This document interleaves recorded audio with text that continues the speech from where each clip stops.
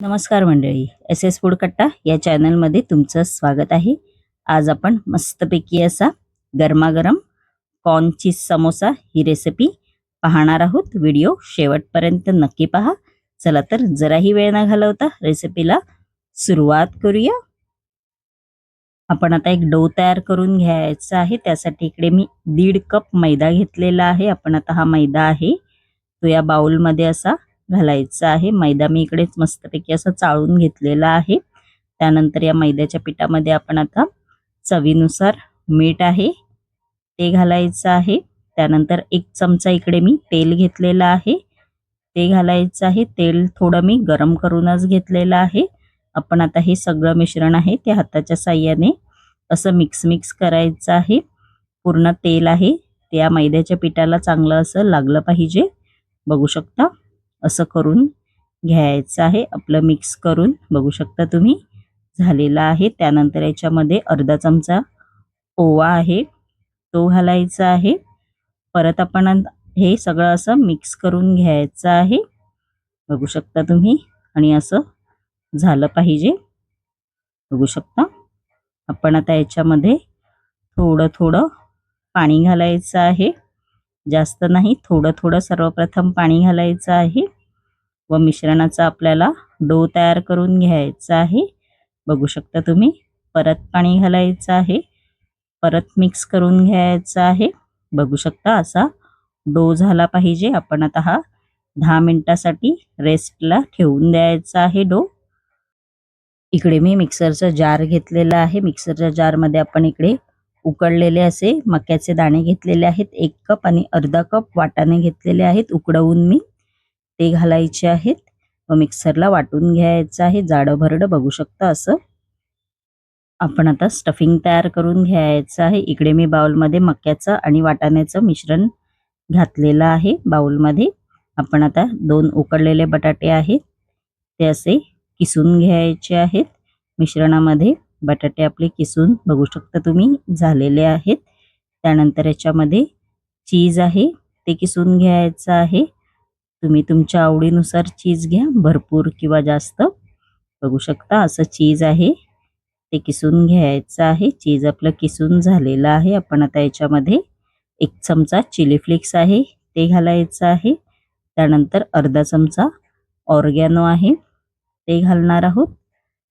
त्यानंतर याच्यामध्ये अर्धा चमचा काळी मिरी पावडर आहे ती घालायची आहे व थोडंसं अगदी किंचित असं मीठ आहे ते घालायचं आहे. कारण का ऑर्गॅनोमध्ये मीठ असतं. मीठ घालायचं आहे व आपण आता हे सगळं मिश्रण आहे ते चमच्याच्या साहाय्याने असं मिक्स करायचं आहे. आपलं मिश्रण मिक्स करून झालेलं आहे आणि आपलं स्टफिंग पण तयार आहे. बघू शकता तुम्ही आपली 10 मिनिटं झालेली आहेत. आपण आता झाकण उघडून बघूया आणि मस्तपैकी आपला डो सुद्धा तयार आहे आणि आपलं स्टफिंग सुद्धा. आपण आता हा डो आहे तो 2 ते 3 मिनिटं चांगला परत असा मळून घ्यायचा आहे. बघू शकता तुम्ही व त्याच्यामधले आपण आता हे छोटे छोटे असे गोळे करून घ्यायचे आहेत. बघू शकता असे छोटे छोटे गोळे करून घ्यायचे आहेत. आपण आता हा एक गोळा आहे तो पोलपाटावर असा ठेवून द्यायचा आहे व चांगलं असं लाटून घ्यायचं आहे. त्याची अशी चपाती करून घ्यायची आहे. बघू शकता मी अशी चपाती करून घेतलेली आहे. अशी थिकनेस पाहिजे. त्यानंतर ह्याचे 4 भाग करायचे आहेत. इकडे मी पिझ्झा कटर घेतलेला आहे. असे 4 भाग करून घ्यायचे आहेत.